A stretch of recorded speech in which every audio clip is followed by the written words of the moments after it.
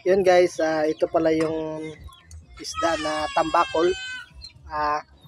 Nilagay ko na po, sinigang ko na, yan na. Lagay ko na sa kalito. Yan, nandyan na rin yung sahog, yung sibuyas, yan daw na sibuyas at sibuyas luya. Yung sunod, guys, abangan nyo, kukuha ko ng panghalo, gulay, sa munting. Yun guys, samahan nyo ako ngayon dito magawa ng pitsay sa likod namin, yung bahay namin sa likod. Ipapakita ko lang sa inyo kung ito yung kanilang pitsay. Okay guys, samahan nyo ako magkukuha ng pitsay.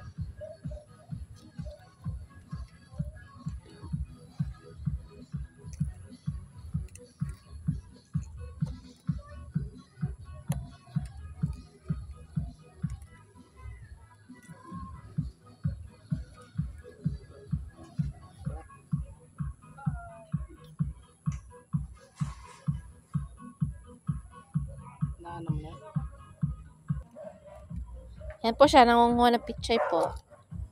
Hanggang doon po yung pichay namin Hindi pa na Yung iba hindi pa nadadamuhan at hindi pa natutubo po.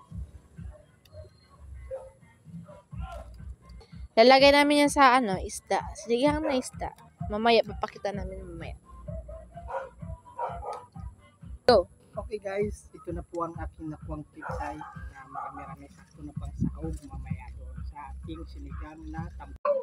Okay guys, ito na po ang ating nakuwang pitsay. Ugasan na po natin. Para matanggal ang mga bacteria.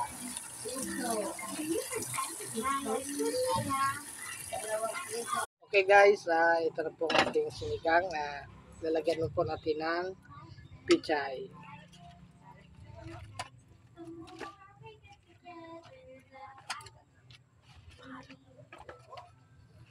Ito lang po yung pichay namin.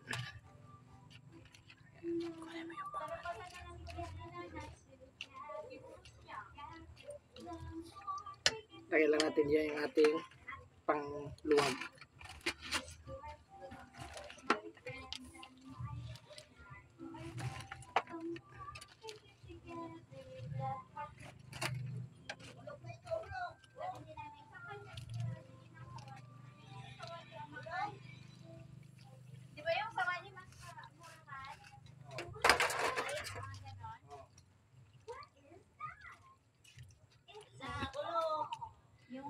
Okay, hintayin lang natin mamaya na maluto.